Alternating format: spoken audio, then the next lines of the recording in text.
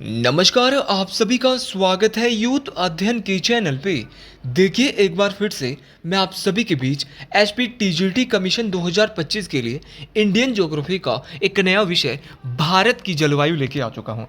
इस विषय को हम बहुत ही डिटेल से देखने वाले हैं, इसीलिए शुरू से लेकर अंत तक आप हमारे इस विषय में जरूर बने रहे। तो सबसे पहले बात करते हैं भारत की जलवायु की। और भारत की जलवायु को पढ़ने से पहले हम पढ़ेंगे मौसम क्या होता है, ऋतु क्या होता है और जलवायु क्या होती है।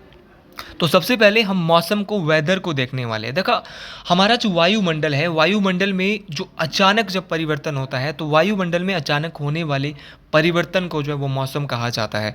मान लो कि अभी बहुत धूप लग रही है और थोड़ी देर में एकदम से बारिश हो जाए तो उसी को हम क्या कहेंगे, मौसम कहेंगे। मान लो क्या हो रहा है कि जो हमारा वायुमंडल है, हमारा जो एटमोसफियर है, यहाँ पर जब अचानक कुछ परिवर्तन होता है, चेंज होता है, तो उसी को हम वेदर या मौसम कहते हैं। अगला है आपका ऋतु। ऋतु होता है कि एक निश्चित समय पर क्रमिक रूप से होने वाला जो परिवर्तन होता है, एक साइक्लिक चेंज, और एक फिक्स टाइम पे जो एक साइक्लिक चेंज होता है उसी को हम सीजन कहते हैं, आपका ऋतु कहते हैं। देखिए ऋतु बहुत सारी होती है। बसंत ऋतु होती है, ग्रीष्म ऋतु होती है, वर्षा ऋतु होती है, शरद ऋतु होती है, हेमंत ऋतु होती है, शीत ऋतु होती है। तो ऋतुएं बहुत सारी होती है, लेकिन ये क्या होती है, एक निश्चित समय में होती है। ये बात आपको याद रखनी है। और तीसरी बात है जलवायु। अच्छा, जलवायु क्या होती है? तो जलवायु मौसम का ही व्यापक रूप है तो वैसे जैसे मौसम है, लेकिन क्या है, ये एक मौसम का व्यापक रूप है। और दूसरे शब्दों में किसी बड़े क्षेत्र का तापमान, वायुदाब और कम से कम वहाँ का 30 वर्षों का जो औसत अनुमान होता है उसी को हम क्या कहते हैं, 30 वर्षों का जो औसत अध्ययन होता है कि उस क्षेत्र में कितनी बारिश हो रही, कितने वहाँ का वायुदाब है, कितने वहाँ का टेम्परेचर है, कितनी वहाँ पे रेन हो रही है, तो उसी को हम क्या कहेंगे, जलवायु कहेंगे। तो याद रखना, मौसम के व्यापक रूप को, मौसम का जो बड़ा भाई होता है तो उसी को क्या कहेंगे, आप जलवायु कहेंगे। इस बात को आपने डिटेल से याद रखना है। तो मौसम का जो बड़ा रूप होता है, व्यापक रूप होता है, उसी को क्या कहते हैं, जलवायु कहते हैं, क्लाइमेट कहते हैं।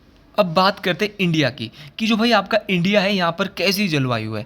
तो इंडिया में है आपकी, भारत में उष्णकटिबंधीय मानसून जलवायु है। लेकिन इसको पढ़ने से पहले अगर आप भी HP TGT commission, JBT commission की तैयारी कर रहे हो, आप भी हमारे बैच के साथ एनरोल होना चाहते हो, तो जुड़िए मात्र और मात्र 499 रुपीज़ में।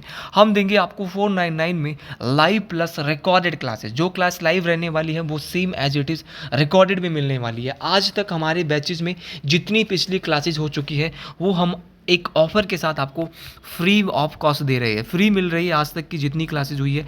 अगर आप हमारा बैच 499 मंथ से परचेज करते हैं, अगर आप हमारा बैच लेना चाहते हैं तो 7876145409 आप इस नंबर पे कांटेक्ट कर सकते हैं।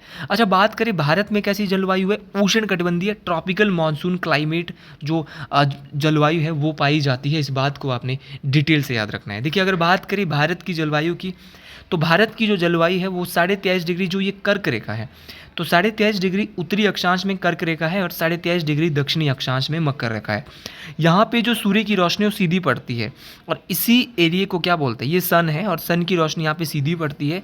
इस एरिया को ही जो है वो उष्णकटिबंधीय जो एरिया कहा जाता है, ट्रॉपिकल मानसून क्लाइमेट यहाँ पर होता है। तो भारत भी कहाँ पर आता है, तो भारत भी देखो इस एरिया में आ रहा है आपका, किस एरिया में आ रहा है आपका, उष्णकटिबंधीय मानसून जलवायु वाले क्षेत्र में आता है। तो इसीलिए भारत की जलवायु बहुत बार पूछी गई है, कैसी जलवायु है। और याद रखना, 23.5 डिग्री कर्क रेखा से 23.5 डिग्री मकर रेखा तक कौन सी जलवायु है, तो बोलेंगे उष्णकटिबंधीय मानसून जलवायु है। इस बात को आपने डिटेल से याद रखना है, हर एक बात आपको डिटेल से याद रखे जानी है। ये परीक्षाओं के लिए टॉपिक बहुत ज़्यादा, टीजीडी कमीशन के लिए, जेबीटी कमीशन के लिए यहाँ से बहुत सारे क्वेश्चन बनने वाले हैं। अब सबसे पहले बात करते हैं कि मानसून का अर्थ क्या है, मानसून का मतलब क्या होता है। तो भारत का जो मानसून है, तो भारतीय मानसून का जो वर्णन, इसको जो सबसे पहले डिस्क्राइब किया है वो सबसे पहले अरब विद्वान, क्या नाम है इनका, अल मसूदी ने किया। तो भारत के मानसून को सबसे पहले जो आपका वर्णन जो इसका किया है वो अरब विद्वान अल मसूदी के द्वारा किया गया। इस बात को आपने याद रखना है। तो सीधा क्वेश्चन परीक्षाओं में पूछा जाएगा कि भारतीय मानसून का वर्णन सबसे पहले किसके द्वारा किया गया, तो बोलेंगे अल मसूदी के द्वारा किया गया। फिर क्वेश्चन पूछने वाला क्वेश्चन पूछेगा कि मानसून जो ये शब्द है ये कहाँ से आया।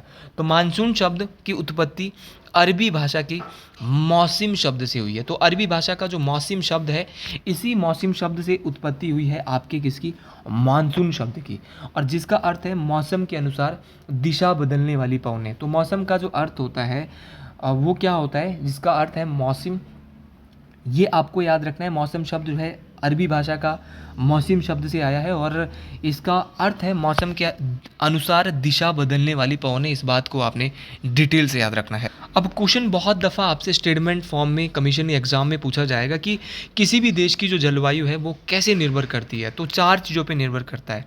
पहली चीज़ है कि उस स्थान की ऊंचाई क्या है, उस स्थान की हाइट क्या है, वहाँ पर पहाड़ों की स्थिति क्या है। दूसरी बात यह है, तो 2 बातें, पहली बात है कि आपका उस स्थान की हाइट क्या है, दूसरी बात है वहाँ पर पहाड़ों की स्थिति क्या है, तीसरी बात है उस स्थान की समुद्र से दूरी कितनी है, तीसरी बात है कि जो वो स्थान है उस स्थान की समुद्र से दूरी कितनी है, और चौथी बात है कि वो किस अक्षांश पे स्थित है। तो किसी भी देश की जो जलवायु है वो 4 बातों पे निर्भर करती है। पहली बात है कि उस स्थान की ऊंचाई क्या है, हाइट कितनी है, दूसरी बात है वहाँ पर जो पहाड़ों की स्थिति है वो क्या है, और तीसरी बात है उस स्थान की ऊंचाई कितनी है, मतलब उस स्थान की समुद्र से ऊंचाई कितनी है, और चौथी बात है वो किस अक्षांश में स्थित है। तो 4 बातें होती है जिसके स्थान पर हम किसी देश की जलवायु का जो है वो डिपेंड करती है, वो किसी देश की जलवायु क्या करती है, निर्भर करती है। अगला है आपका रेन शेडो, वृष्टि छाया क्षेत्र। इस टॉपिक को पढ़ने से पहले, मानसून को पढ़ने से पहले, जलवायु को पढ़ने से पहले हमको वृष्टि छाया क्षेत्र, रेन शेडो के बारे में भी पढ़ना होगा। मान लो यहाँ से पवनें आई, ये पहाड़ है और पवनें यहाँ से आई, यहाँ पे बादल से टकराई, बादल से टकराने के बाद यहाँ पे वर्षा करवा दी, और जो पवनें हैं वो यहाँ पे वापस इस पहाड़ से टकराई, तो आगे जो वर्षा जाएगी वो ना के बराबर जाएगी। मान लो 15% जाएगी, बाकी 85% वर्षा इसी एरिया में हो जाएगी। तो इसी क्षेत्र को क्या बोलते हैं, वृष्टि छाया क्षेत्र। आप समझ गए होंगे कि वृष्टि छाया क्षेत्र क्या होता है, कि पवन आई, समुद्र तल से पहले आई और बादल से टकराई, बादल से टकराने के बाद ये पहाड़ से पवनें टकराती है और यहीं पर वापस क्या कराती है, जोरदार वर्षा करवाती है, आगे जाती है, ना के बराबर जाती है। तो जो ये बगल वाला एरिया जहाँ पर आपकी क्या है, आपकी पवनें नहीं पहुँच पाएगी, आपकी जलवायु नहीं पहुँच पाएगी, तो उसी को क्या बोलेंगे, वृष्टि छाया क्षेत्र बोलेंगे। इस बात को आपने याद रखना है, ये बातें बहुत इंपॉर्टेंट है और ये सारी की सारी बातें परीक्षाओं में पूछी जाती है। अगला नियम बता रहा हूँ आपको, फेरल का नियम। फेरल का जो नियम है, और आपको याद रखना है कि जो हवाएं होती है वो उच्च वायुदाब से, जब सूर्य की रोशनी पड़ती है तो जब समुद्र से उठेगी तो उच्च वायुदाब से उठेगी, और हवा में जाएगी तो निम्न वायुदाब। तो हवाएं हमेशा उच्च वायुदाब से निम्न वायुदाब की ओर उठती है। फेरल का नियम क्या बोलता है, थोड़ा सा फेरल का नियम भी देखते हैं। फेरल का नियम बोलता है कि धरातल पर मुख्य रूप से जितनी भी चलने वाली हवाएं हैं वो पृथ्वी की गति के कारण उत्तरी गोलार्ध में जाएगी दाएं ओर। अगर जाएगी उत्तरी गोलार्ध में तो जाएगी दाएं ओर, और अगर जाएगी दक्षिणी गोलार्ध में तो जाएगी बाएं ओर। मान लो नीचे आ रही तो बायां ये वाला ये हुआ, ऊपर जा रही तो दायां ये वाला हुआ। तो पृथ्वी की गति के कारण क्या है, उत्तरी गोलार्ध में, सीधा क्वेश्चन पूछा जाता है फेरल के नियम के अनुसार, उत्तरी गोलार्ध में जो हवाएं हैं वो किस ओर जाती है, तो दाएं ओर जाती है, और दक्षिणी गोलार्ध में कहाँ जाएगी, बाएं ओर जाएगी। टॉपिक को थोड़ा आपने डिटेल से देख लेना है, कठिन टॉपिक है लेकिन एक बार समझ गए तो डिटेल से आपको समझ आ जाएगा। तो याद रखना है, उत्तरी गोलार्ध में जा रही है फेरल के नियम के अनुसार दाएं ओर, और दक्षिणी गोलार्ध में जा रही है बाएं ओर मुड़ जाती है। इस बात को आपने डिटेल से याद रखना है। अगर बात करें भारत की, तो भारत में मानसून जून के पहले सप्ताह में आता है, और सबसे पहले जब ये आता है ना, मान लो ये भूमध्य रेखा है, यहाँ से मानसून ऊपर उठा, यहाँ पे सूर्य की रोशनी दबा के पड़ी भाई 21 जून के आसपास, और यहाँ से जितनी भी गर्म हवा है वो ऊपर उठ रही है और सीधी भारत की ओर आ रही है, और किस ओर, दाएं ओर। फेरल के नियम के अनुसार पहले बोला दाएं ओर मुड़ेगी। तो सबसे पहले आई तो केरल वाला जो एरिया है यहाँ पे टकरा गई।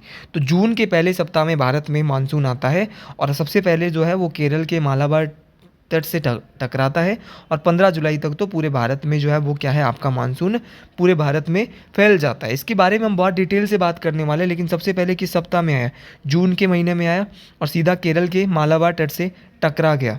ठीक है, ये बात आपको डिटेल से याद रखनी है। केरल के मालाबार तट के साथ टकरा जाता है सबसे पहले मानसून, और भारत के केरल के मालाबार तट से टकराने के बाद ये 2 दिशाओं में आगे बढ़ जाता है। तो भारत में जब मानसून आता है तो दक्षिण पश्चिम दिशा से जून के पहले सप्ताह में आता है, और सबसे पहले ये केरल के मालाबार तट से टकरा जाता है, और टकराने के बाद दक्षिण पश्चिम मानसून जो है वो 2 शाखाओं में बढ़ जाता है। एक है अरब सागर की शाखा, दूसरी है बंगाल की खाड़ी की शाखा। तो भारत में मानसून किस दिशा से आता है, बड़ा चर्चित क्वेश्चन है, दक्षिण पश्चिम दिशा से आता है। ऐसे आ रहा है, दक्षिण और पश्चिम दिशा से आ रहा है, और सबसे पहले कहाँ से टकराता है, केरल के मालाबार तट से टकराता है, और दक्षिण पश्चिम मानसून उसके बाद 2 शाखाओं में, कितने शाखाओं में, 2 शाखाओं में भाई बट जाता है। एक तो अरब सागर की शाखा है, दूसरी आपकी बंगाल की खाड़ी की। कौन सी है, अरब सागर की शाखा और बंगाल की खाड़ी की शाखा। तो सबसे पहले मानसून आया, केरल के मालाबार तट से टकराया। यहाँ पे टकराने के बाद ये कोना में टकराया। एक तो गई आपकी बंगाल की खाड़ी की शाखा, एक गई आपकी सीधी की सीधी आपकी कौन सी, एक जाती है आपकी कौन सी, बंगाल की खाड़ी की शाखा। एक बंगाल की खाड़ी में जाती है, एक आपकी अरब सागर में यूं को जाती है, फिर आगे ये 3 भागों में बढ़ जाती है। तो इनको हम बहुत डिटेल से देखने वाले हैं। तो भारत में दक्षिण पश्चिम से आ रहा है, ये दक्षिण पश्चिम आपको पता है, दक्षिण पश्चिम ये वाला एरिया है, यहाँ से आ रहा है। और दक्षिण पश्चिम में केरल के मालाबार तट के टकराने से उसके बाद 2 शाखाओं में, अरब सागर की शाखा और बंगाल की शाखा, बंगाल की खाड़ी की शाखा में बट जाता है। डिटेल से इसको देखेंगे। इसके बाद सबसे पहले हम देखेंगे अरब सागर की शाखा। तो केरल के मालाबार टकराने के बाद मानसून सीधा का सीधा आपका ऊपर जाता है और यहाँ पे है मेघालय में गारो, खासी और जयंती की पहाड़ी से टकरा जाता है। तो यहाँ पे है गारो, खासी और जयंतिया की पहाड़ियाँ।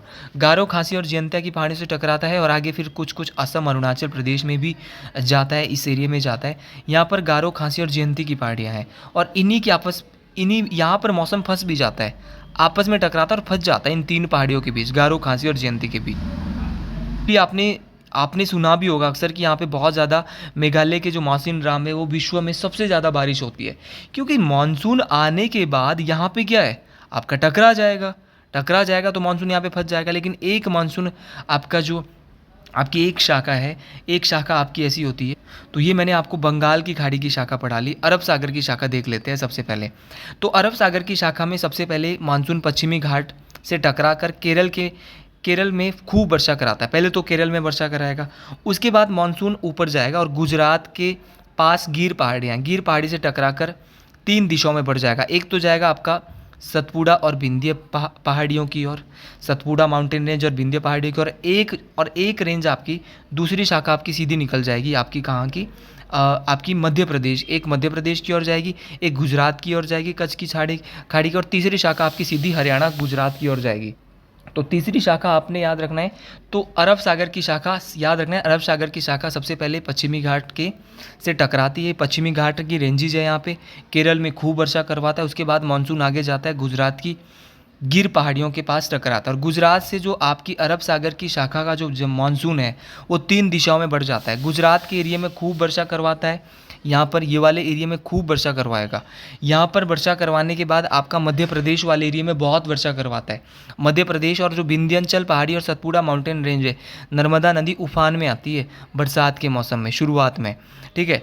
और एक रेंज आती है आपकी सीधी ऊपर, क्योंकि यहाँ राजस्थान में नहीं जाएगा, राजस्थान में सूखा रह जाएगा, क्योंकि यहाँ पे अरावली माउंटेन रेंज से सीधा जाएगा और सीधा पंजाब और हरियाणा के दिल्ली में कराएगा और थोड़ी थोड़ी पंजाब में भी बारिश करवाएगा।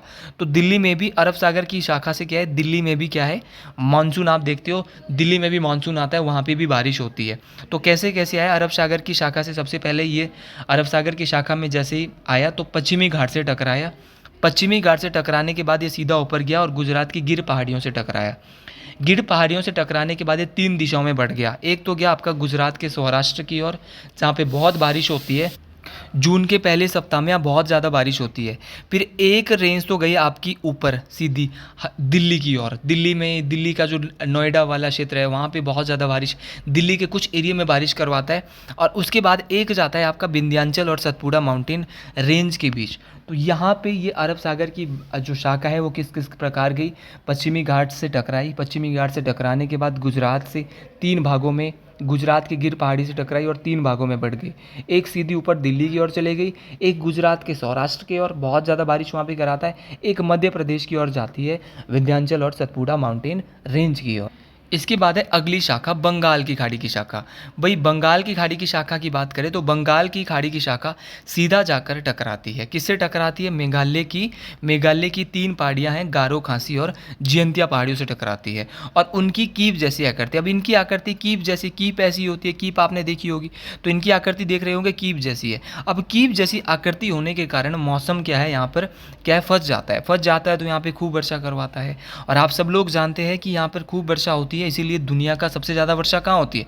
मासिनराम में होती है। आप पहले चेरापूंजी में होती थी, अब मासिनराम में होती है। ये बात आपको डिटेल से याद रखनी है। अच्छा, इसके बाद थोड़ा थोड़ा ये असम में भी जाता है और हल्का सा यहाँ पे अरुणाचल प्रदेश में भी जो बंगाल की खाड़ी वाली शाखा है वाला जो मानसून है वो यहाँ पे भी बारिश करवाता है। और इसके बाद आपको याद रखना है एक शाखा जो है वो क्या है, एक शाखा जो है वो गारो पहाड़ी से, ये गारो पहाड़ी से टकराती है और सीधी जो है वो बिहार आपका कहाँ कहाँ पे वर्षा कराएगी। तो आपको याद रखना है, मैं थोड़ा सा कैमरा ऊपर कर लेता हूँ। तो एक शाखा आपका क्या कराएगी, एक शाखा आपका जो गारो पहाड़ी से यहाँ पे टकराएगी, गारो पहाड़ी से टकराने के बाद आपका झारखंड में वर्षा करवाएगी, आपका उत्तर प्रदेश में करवाएगी, आपका बिहार में वर्षा करवाएगी। तो बिहार, झारखंड और उत्तर प्रदेश, इन तीनों में वर्षा करवाएगी। और बाद में ये शाखा और ये अरब सागर की शाखा जो है वो यहाँ पे बंगाल की खाड़ी की शाखा के साथ मिल जाएगी। ठीक है, ये ऐसे मिल जाती है। ठीक है, पहले ये ऐसे आई यहाँ पर और फिर ये यहाँ पे क्या है, तो अरब सागर की शाखा और बंगाल की खाड़ी की शाखा कहाँ मिलती है, तो पंजाब वाले एरिया में मिलती है। दिल्ली और पंजाब के बॉर्डर में आपस में मिल जाती है और पंजाब आदि में बहुत ज़्यादा वर्षा ये करवाती है। तो एक बार पुनः मैं आपको इसको समझाता हूँ। सबसे पहले ये जो बंगाल की खाड़ी की शाखा है सीधी गारो, खासी और जयंती की पहाड़ी से टकराती है, यहाँ पर फंस जाती है, बहुत ज़्यादा वर्षा करवाती है। थोड़ी थोड़ी ये आगे निकलती है तो असम और अरुणाचल प्रदेश में भी वर्षा करवाती है बंगाल की खाड़ी की शाखा। उसके बाद गारो पहाड़ी से टकराकर ये आगे आती है और एक बाईं ओर मुड़ जाती है, बिहार, झारखंड और यूपी में भी भारी वर्षा करवाती है। तो बंगाल की खाड़ी की शाखा याद रखना है कहाँ कहाँ पे वर्षा करवाती है। तो मानसून जब आता है तो झारखंड, उत्तर प्रदेश, बिहार में, उत्तर प्रदेश में, उत्तराखंड में कौन वर्षा, सॉरी उत्तर प्रदेश है, उत्तराखंड नहीं है। तो झारखंड, उत्तर प्रदेश और बिहार में कौन वर्षा करवाता है, तो बंगाल की खाड़ी वाली शाखा करवाती है। तो ये आपको याद रखना है। और उसके बाद ये पंजाब और जो आपका दिल्ली वाला एरिया वहाँ पर बंगाल की खाड़ी की शाखा के साथ मिलकर थोड़ी बहुत वर्षा पंजाब में करवाते हैं। अब देखते हैं मानसून भारत में वापस कैसे लौटता है। तो सितंबर महीने में सूर्य की जो रोशनी है वो कर्क रेखा के ठीक ऊपर नहीं होती है, बिल्कुल भूमध्य रेखा के ऊपर होती है। तो अब जो है वो धीरे धीरे जो आपकी मौसमी जो पवनें हैं वो वापस लौटने शुरू हो जाती है, क्योंकि अब जो वायु दाब है, गर्म हवाएं जो नीचे को चल रही होती है। तो सितंबर के महीने में सूर्य की किरणें विषुवत रेखा पे सीधी पड़ने लगती है, जिस कारण वायु दाब यहाँ पे निमन हो जाता है और निमन होने के कारण भारत से मानसून जो है वो वापस लौटने लगता है। जब मानसून वापस लौटता है तो यहाँ पे है राजमहल की पहाड़ियाँ। राजमहल की पहाड़ियों से, जो कि झारखंड में है, यहाँ से मानसून टकराता है। और मानसून जब राजमहल की पहाड़ियों से टकराता है तो उड़ीसा, ये उड़ीसा हो गया, आपका आंध्र प्रदेश हो गया, यहाँ पे भारी चक्रवात आते हैं। तो जब भारत का मानसून वापस लौट रहा होता है तो कहाँ पे चक्रवात आते हैं, तो याद रखना उड़ीसा और आंध्र प्रदेश में चक्रवात आते हैं। और तमिलनाडु में बहुत ज़्यादा वर्षा करवाता है, क्योंकि पहले तो तमिलनाडु वृष्टि छाया क्षेत्र के अंतर्गत, यहाँ वर्षा नहीं हुई। आप बोलेंगे जब मानसून आया तो तमिलनाडु में क्यों नहीं हुई, क्योंकि तमिलनाडु तो वृष्टि छाया क्षेत्र में आया, तो यहाँ पर तो वर्षा नहीं होगी। तो वर्षा कहाँ पर हुई, तो वर्षा उस समय केरल में हुई, क्योंकि पश्चिमी घाट से टकराकर हवा सीधी ऊपर चलेगी। तो याद रखना है, जब मानसून वापस लौटता है तो सबसे ज़्यादा वर्षा कहाँ करवाता है, तमिलनाडु में करवाता है। और चक्रवात जब मानसून लौटता है तो चक्रवात कहाँ पे लाता है, तो उड़ीसा और आंध्र प्रदेश राज्यों में लाता है। कब लौटता है, इसी महीने सितंबर के महीने में अब मानसून धीरे धीरे वापस लौट रहा है। लौटते समय अगर बात करूँ तो लौटते समय जो मानसून की दिशा होती है तो वो कहाँ से लौटेगा, तो जब लौटेगा तो उत्तर पूर्व से लौटेगा। उत्तर पूर्व से भारत में मानसून वापस लौटेगा, ये बात आपको डिटेल से याद रखनी है। और सबसे अधिक वर्षा मानसून जब लौटता है तो कहाँ पे करवाता है, तमिलनाडु राज्य में करवाता है। ये क्वेश्चन बहुत बार परीक्षाओं में पूछा गया है। फिर क्वेश्चन पूछा जाएगा भारत में सबसे अधिक वर्षा कहाँ होती है, मौसिनराम में होती है। और अगर क्वेश्चन पूछा जाएगा भारत में सबसे कम वर्षा कहाँ होती है, तो लेह शहर में भारत में सबसे कम वर्षा होती है। और सबसे ज़्यादा जो वर्षा होती है वो आपके तमिलनाडु में सबसे अधिक वर्षा मौसिनराम में पूरे विश्व में और भारत में। लौटते समय मानसून में सबसे ज़्यादा वर्षा कहाँ करवाता है, तमिलनाडु में। और दिशा क्या होगी, उत्तर पूर्व होगी। अब एक बात और को आपको और पढ़नी है, पश्चिमी विक्षोभ। अभी तक हमने पढ़ लिया कि भारत में 80% वर्षा मानसून लाता है और 17% जो होती है वो मानसून लौटते समय कराता है। लेकिन 3% जो वर्षा होती है वो कैसे होती है, तो 3% वर्षा वेस्टर्न डिस्टर्बेंस से होती है, पश्चिमी विक्षोभ से होती है। क्या होता है पश्चिमी विक्षोभ, तो ठंड के दिनों में भूमध्य जो ये सागर है, भूमध्य सागर में क्या होता है, ये भूमध्य सागर यहाँ पे मेडिटेरियन सी है। यहाँ पर क्या होता है, ठंड के दिनों में पानी भाप बनकर ऊपर उठ रहा होता है। तो पश्चिम से एक तेज हवा आती है जिसको बोलते हैं जेट स्ट्रीम। क्या बोलते हैं, जेट स्ट्रीम कहते हैं। वो बादलों को भारत की ओर लेके आती है, वो बादल क्या है, भारत की ओर लेके आती है। और जिस कारण भारत का जो ये उत्तरी पश्चिम वाला एरिया है ना, यहाँ पर राज्यों में क्या होती है, वर्षा होती है। तो भारत का जो उत्तरी पश्चिमी राज्य है, यहाँ पर वर्षा किसके कारण होती है, तो बोलेंगे वेस्टर्न डिस्टर्बेंस के कारण, पश्चिमी आपका विक्षोभ के कारण होती है। इस बात को आपने डिटेल से याद रखना है, जिसके कारण पंजाब और हरियाणा में भी वर्षा होती, और साथ में आपका पंजाब हरियाणा में वर्षा होने के साथ साथ आपकी जम्मू कश्मीर, उत्तराखंड और हिमाचल प्रदेश में भारी बर्फबारी होती है। तो आपको याद रखना है कि क्या होता है कि भूमध्य सागर में क्या होता है, जो आपका जनवरी का जो महीना होता है, जो सर्दियों का जो माह होता है, तो जब ये तेज हवाएं बनकर रेखा से भूमध्य सागर से मेडिटेरियन सी से जब उठकर आती है, तो ये जेट स्ट्रीम उनको जो है तेज हवाएं लेकर अपने साथ लाती है, और ये उत्तरी पश्चिमी जो भारत है वहाँ पर वर्षा करवाती है। इसी कारण बहुत वर्षा जो है ऊपर वाले उत्तरी पश्चिमी राज्यों में वर्षा होती है। सर्दियों के मौसम में आप बोलेंगे कैसे होती है, कोई मानसून तो नहीं आ रहा है, तो सर्दियों के मौसम में बर्फ़ कैसे पड़ती है, पश्चिमी विक्षोभ के कारण होता है। और पंजाब और हरियाणा में क्या है, खूब वर्षा होती है। उत्तराखंड, जम्मू कश्मीर, हिमाचल प्रदेश में भरपूर बर्फबारी होती है। और याद रखना, इसी बर्फबारी को, इसी वर्षा को, जो ये वेस्टर्न डिस्टर्बेंस वाली होती है ना, जो पश्चिमी विक्षोभ वाली वर्षा होती है, इसको पंजाब में रबी की फसल का टॉनी कहा जाता है। तो पंजाब में किस फसल को रबी की फसल का टॉनी कहते हैं, तो इसी फसल को कहते हैं। और राजस्थान में होने वाली इस वर्षा को मावट कहते हैं। तो राजस्थान में मावट कहते हैं और पंजाब में इसी वर्षा को रबी की फसल का टॉनी कहते हैं। ये दोनों बातें आपको याद रखनी है, देखो डिटेल से याद रखनी है, दोनों बातें परीक्षाओं में काम आने वाली है। इसके बात है आम्र वर्षा किसे कहते हैं। अगर बात करें आम्र वर्षा की, तो मार्च और अप्रैल के मंथ में मानसून आने से पहले बिहार और पश्चिम बंगाल में हमें कुछ वर्षा देखने को मिलती है। जब मानसून नहीं आया होता है, तो मानसून के आने से पहले बिहार और पश्चिम बंगाल के कुछ क्षेत्रों में वर्षा देखने को मिलती है। इस वर्षा को कहते हैं आम्र वर्षा। भैया आम्र वर्षा आप तो सुन के भी चौंक जाएंगे कि आम्र वर्षा भी होती होगी। तो आम्र वर्षा जो होती है वो कब होती है, मार्च अप्रैल में होती है। और याद रखना है, जो आम की फसल के लिए काफ़ी उपयुक्त होती है, और इसी वर्षा को आम्र वर्षा कहते हैं। ये बात आपको डिटेल से याद रखनी है। तो आज के लिए इस वीडियो में इतना ही पढ़ेंगे। आपको भी मेरी वीडियो पसंद आई है तो कमेंट बॉक्स में ज़रूर लिखिएगा हर हर महादेव। और अगर आपको भी ये कंटेंट पसंद आता है तो ज़्यादा से ज़्यादा लोगों तक शेयर करें, सब्सक्राइब करें चैनल को। हर हर महादेव। जय हिंद, जय हिमाचल प्रदेश। हर हर महादेव।